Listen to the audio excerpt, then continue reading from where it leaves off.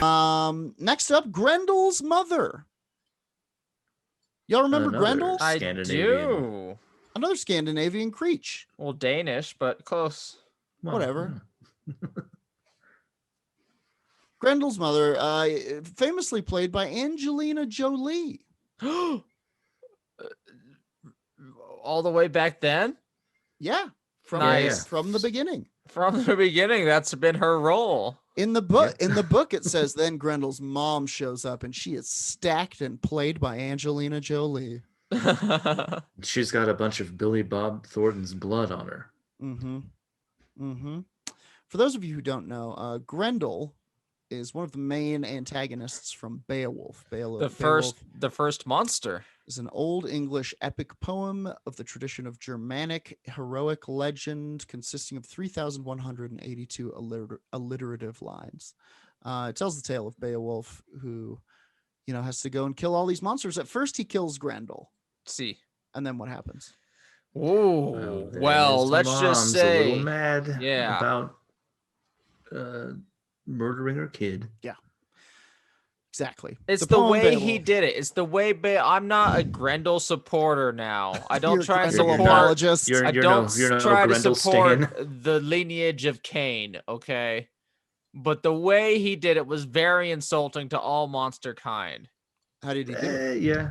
He faked being asleep, so Grendel's all like, "I'm gonna tickle you." Oh, sure. And then Beowulf just rips his arm out of his socket and then beats him with it to death. And then, lets Beowulf just go out into the wilderness to die on his own accord. Like, very un-Viking. Like, where's the finishing blow? Sure. Where's the equal warrior treatment for Grendel? Where's the chutzpah? Damn it! I don't know. I've read a fair number of sagas. It's very Viking to laugh at somebody as they just hightailed into the forest to die. Yeah, sure. All right, fair enough. It is a very Viking thing. This is from the Wikipedia page about the story of Grendel's mother. The poem Beowulf is contained in the Noel Codex, if anybody has one laying around. I think I do. As noted in lines 106 through 114 and lines 1260 through 1267 of Beowulf, monsters, which include Grendel's mother and Grendel, are descendants of Cain, as mentioned by Roger. Yeah, I studied Beowulf for part of my edumacations. After Grendel is killed, Grendel's mother attacks Heorot in avenge, who's Grendel's king. Yeah, friend. Is it Hrothgar or? Yeah, Hrothgar. Okay. Well, attacks him in revenge. Beowulf then ventures into her cave under a lake and engages in fierce combat with Grendel's mother.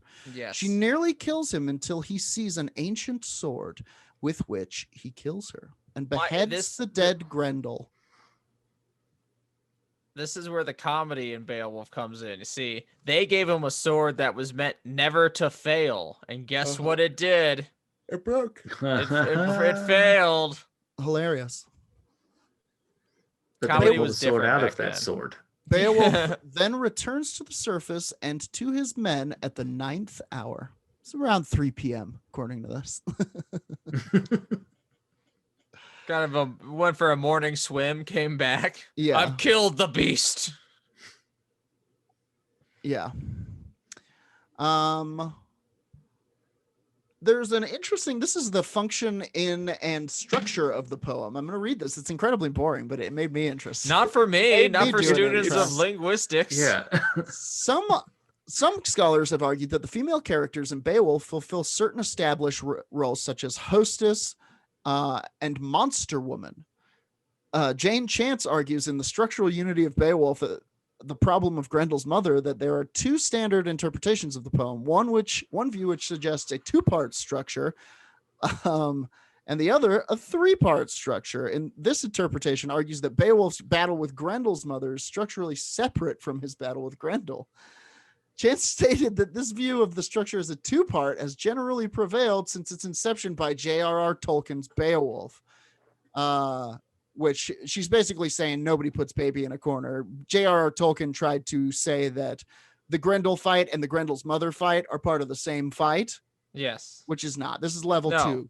Don't Don't dismiss this fight, JRR. John Ronald Ruwald. Yeah, I'm sorry, famed linguist of Beowulf. Your naming structure was wrong. So is your framing of the epic poem you spent your life studying. Your life's work was a failure. You're a failure, J.R.R. Tolkien.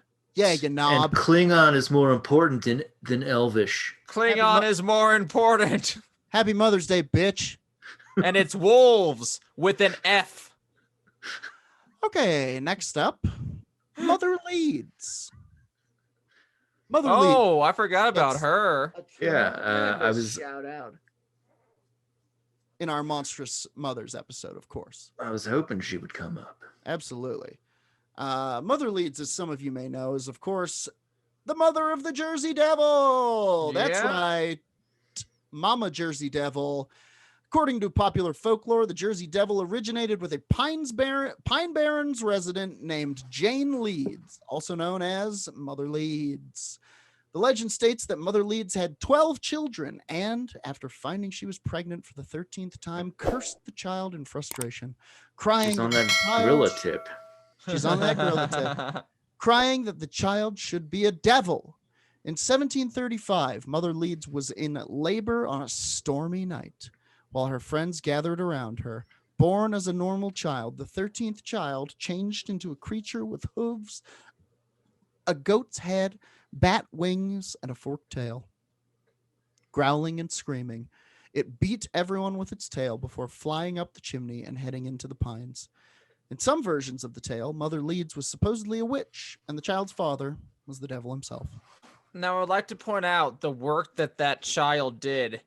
Beat everyone with its tail. It had 12 other brothers and sisters, plus and other all the family friends members. And there's like a couple doulas in there. Oh yeah, everybody went there. One by one, smacking them all. Everyone was there for. I guess it was a devil reveal party. Because she said, if I get pregnant again, this is gonna be a devil. You know, throughout the pregnancy.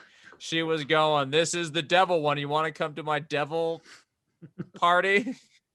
Devil shower? They have many noisemakers and confetti, some small explosives. Interesting. Sorry, I got caught up reading about the actual Leeds family. Oh yeah, there's some wild tales about them. There's like a curse on the family there was, or... It went down. They didn't make any friends, apparently.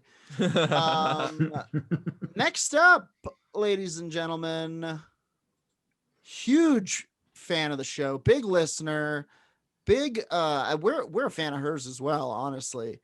La Llorona. Yep. Coming to the pod.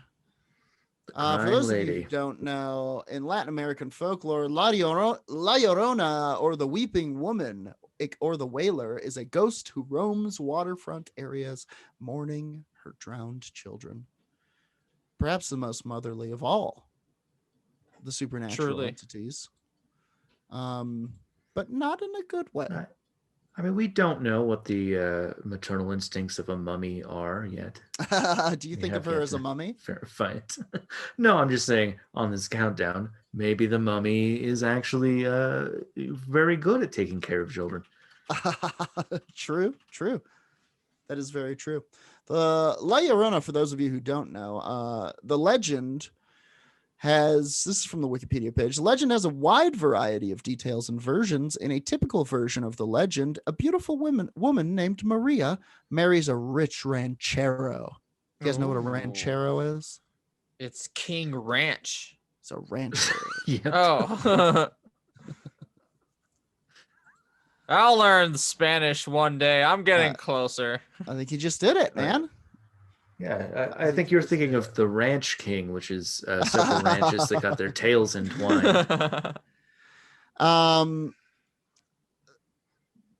Wait, where was I? Oh, the ranchero. That's right. Ranchero. One day, Maria sees her husband, the Ranch King, with another woman, and in a fit of blind rage, she drowns their children in a river, which she immediately regrets. Unable to save them and consumed by guilt, she drowns herself as well, but is unable to enter the afterlife without her children. In another version of the story, her children are illegitimate and she drowns them so that their father cannot take them away to be raised by his wife. Recurring themes and variations on the La Llorona myth include white dresses, nocturnal wailing, and an association with water. That this I don't know why this always makes me think of it, but when we talk about the La Llorona when she drowns the kids, it reminds me of one of my favorite tweets I've ever seen many years ago from Kyle Kinane, and it was looking down at blood-covered hands. What did I do for that Klondike bar? God, it's very funny. The origins of La Llorona, the legend of La Llorona, is traditionally told throughout Hispanic America, including Mexico, Central, and South America. La Llorona is sometimes conflated with La Malinche, the Nahua woman who served as Hernan Cortez's interpreter and also bore his son. La Malinche is considered both the mother of the modern Mexican people and a symbol of national treachery for her role in aiding the Spanish. Stories of you never want to be a mother of a genocide. Yeah, that's unfortunately what happened there. Or did she save many lives? Did she stop the murder? Fair. You could see it both ways. Stories of weeping female phantoms are common in the folklore of both Iberian and Amerindian cultures. Scholars have pointed out similarities between La Llorona and the Chihuahuatl of Aztec mythology. Cihuacuatl, one of a number of motherhood fertility goddesses, for anybody paying attention. They also see her as a representation as the Eve and Lilith mythology from the Bible. Author Ben Radford's investigation into the legend of La Llorona, published in Mysterious New Mexico, found common elements of the story in a German folktale dating from 1486. La Llorona also bears a resemblance to the ancient Greek tale of the demigoddess Lamia, in which Hera, Zeus's wife, learned of his affair with Lamia and killed all the children Lamia had with Zeus. Out of jealousy over the loss of her own children, Lamia kills other women's children. While the roots of La Llorona's legend appear to be pre-Hispanic, the earliest published reference to the legend is a 19th century sonnet by Mexican poet Manuel Carpio. The poem makes no reference to infanticide. Rather, La Llorona is identified as the ghost of a woman named Rosalia, who was murdered by her husband. That reminds me of a time, and I like it, tales like that, but it also reminds me of a time when everyone's culture was just very accepting of, you're like, oh, that's what you call your god of lightning? We call ours this. They're obviously the same person. Yeah, right. I mean, we don't have that as much anymore. Everyone thinks their god is special, unlike back in the old days when, oh yeah, that's the same crying woman. We call her this. You have her too? Yeah, ripples in the pond, days of the unspecial gods. Yeah, the days of unspecial spirits and gods. Now, if you guys don't mind it, I would like to spend the rest of the episode. I had another I was gonna shout out, but there's not as interesting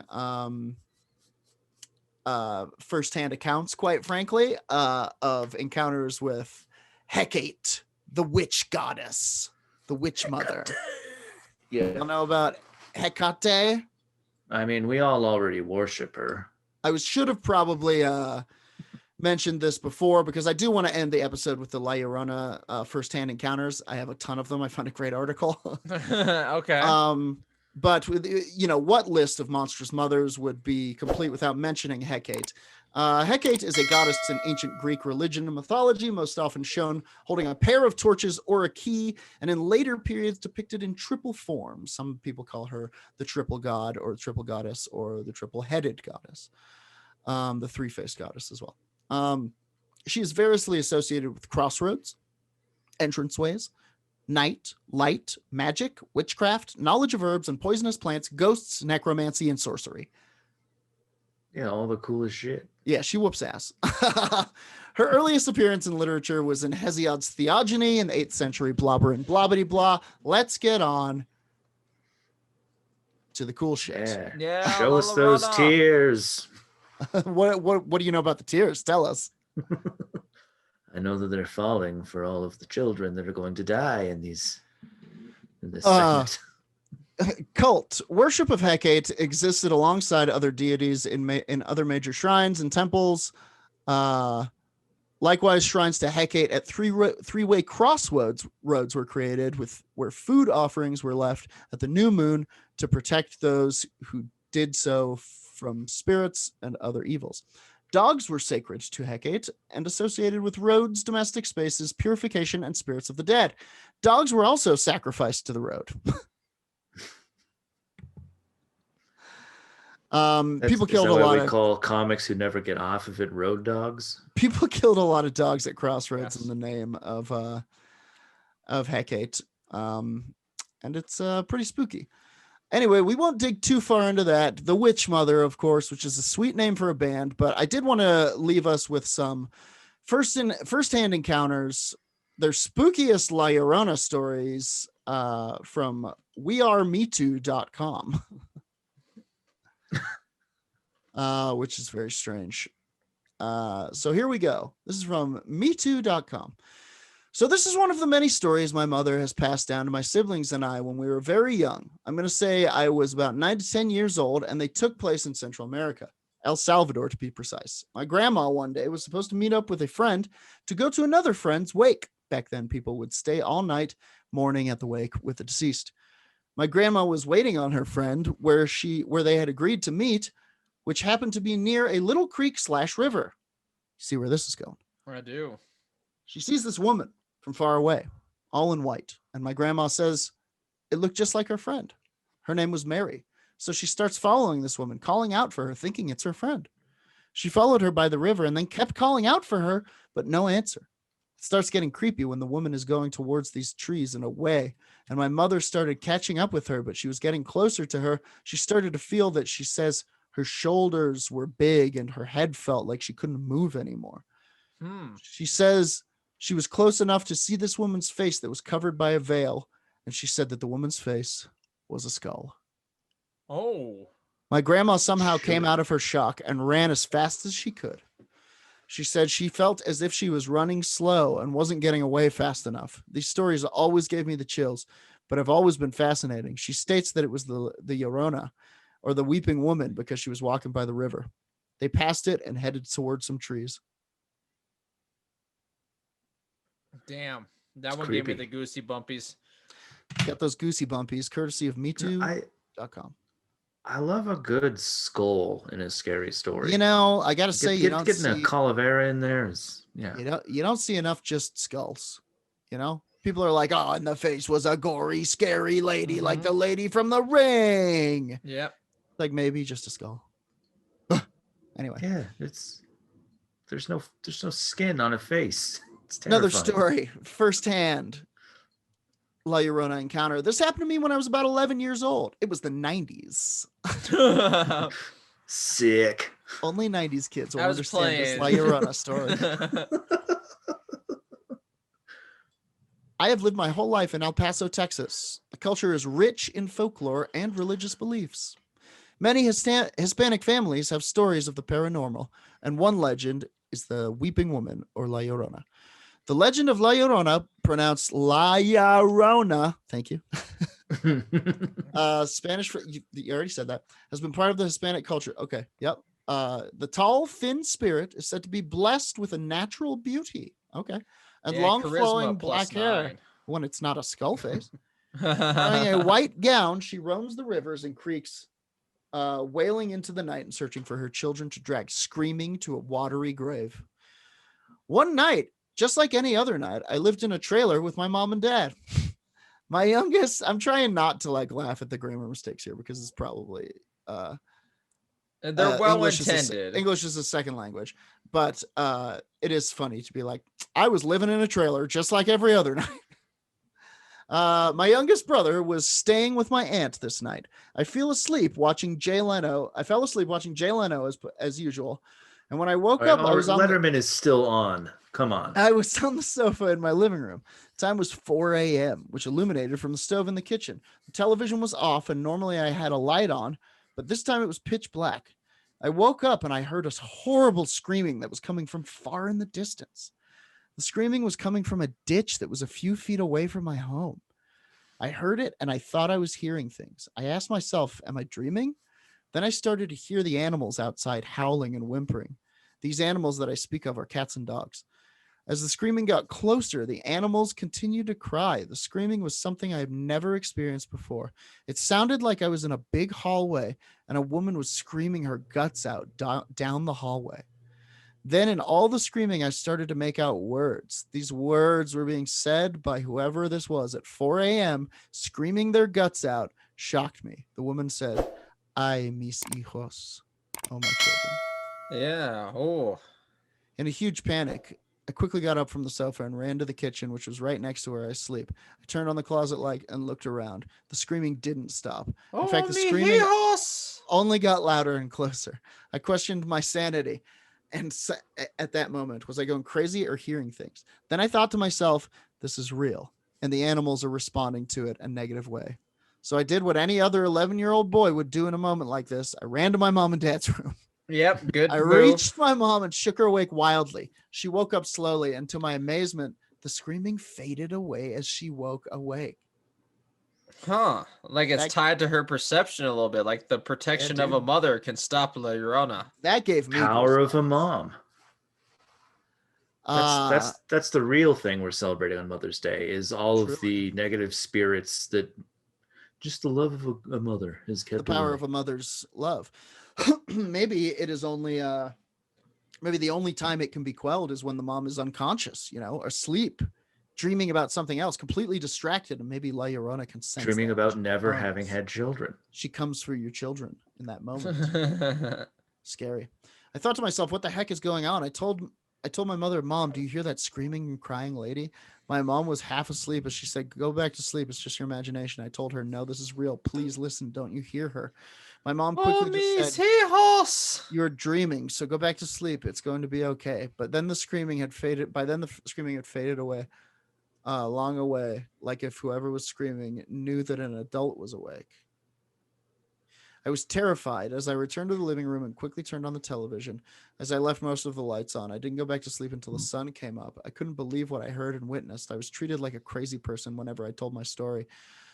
It got so bad that I kept my experience to myself. To this day, I don't care what people think of my experience. I know what I heard. A couple of years later, it happened to me again. Same location, I assume? Fucking hell. How great would it be if when they turn the TV on the second encounter? How great would it be if when they turn the TV on, it was an episode of All My Children? I was thinking like some kind of La Llorona watch on the news. Bienvenidos a La Llorona watch. Viente. My mother's family is Hispanic, and we have a wonderful family reunions every summer. One of these times, my cousin made a lovely trivia game that had several questions about my grandmother and her siblings. It was all very fun. This sounds like it's meant to damage somebody. Oh, this is meant to like draw lines of division at the family reunion. Truly. They'd be like, no, I knew grandma the best. This is like if your enemy comes to your wedding and gives a toast, just revealing all this shit that they know about you. Yeah. I was there. I saw you kill that man with an oar. I know where the bodies are. Who did grandma kill 50 years ago on the middle of the lake? Let's see. It was all very fun, and I enjoyed learning things about my great aunts and uncles. But one of these questions struck me as odd. When she was young, she had a pet chicken that would speak to her. I thought this was a little strange, but the game went on. My mother happened to be the one to answer that question, so I asked her about it later in the day. I asked about the chicken, and my mother told me that my great aunt did indeed have a chicken that she would speak to, and it would speak to her. I laughed a bit about it, but I could tell my mom my mom was serious. My grandmother was sitting nearby and chimed in. She told me that my great aunt had always been very sensitive to certain things. My grandmother never doubted that my aunt was talking to chickens, but she was unsure who was talking to my aunt. At this point, I was very intrigued and had a small case of the heebie-jeebies, as I'm sure we do now. Yes. I certainly do. Yeah. Then my grandmother told me a story that made my blood run cold in the middle of an outdoor July picnic. Great. Okay. She asked me if I knew the legend of La Llorona. It was unfamiliar to me, so a tale was told. There's a legend of a weeping woman, blubber and blobbity blah, regretted her actions, so on and so forth, killed the children. Comes back. I loved the tale, but wasn't quite sure what it had to do with the chicken. My grandmother stated that sometimes when you attract spirits, you are born with the ability to perceive them. I was perplexed, but she went on with the story. She said that when they were children, they lived near the water. My aunt who spoke to the chicken was only an infant. My great-grandmother had laid my aunt in her crib, which happened to be near a window that faced the water. After a little while, my aunt began to cry. My great-grandmother walked into the nursery and froze. A black figure was reaching through the window and reaching for my aunt. My great-grandmother, being a devout Catholic, began invoking the name of Christ. The figure recoiled from my aunt and out the window. My great-grandmother watched the entity walk along the wall and recede into the water. La Llorona tried to take my aunt. Damn. That's extraordinarily so creepy. Yeah, I got such goosebumps right now. I think, honestly, we're going to end it right there, folks. Happy Mother's Day. Yeah. On one of the spookiest La Llorona stories I've ever heard in my life. Shout out to Marcelo for the La Llorona episode he's been waiting for. Oh, yeah, and we'll probably, honestly, there will be even more because this is the tip of the very spooky iceberg when it comes to La Llorona. We could roll for it. Yeah, we're probably going to do one.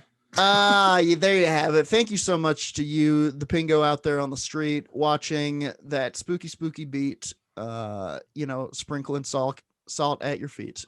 I have the rapping disease. We're going to get the antidote inside of you soon, Jordan. That will cause ease.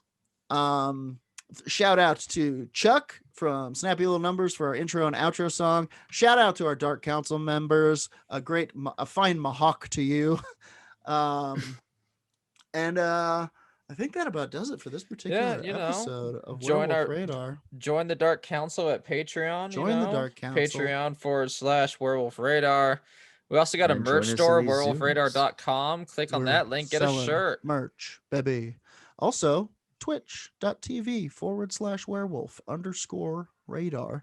Mondays at 2 p.m. we place Curse of Strahd. That's right. Hunting werewolves, hunting vampires in real time with all your favorite Werewolf Radar buddies. Plus, founding member of Werewolf Radar, Sam Talent, joins us on that one.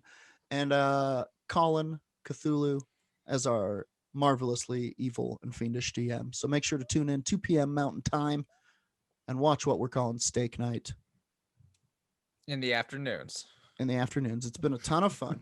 Until next time, as always, punch the sky, Spaceman Joe!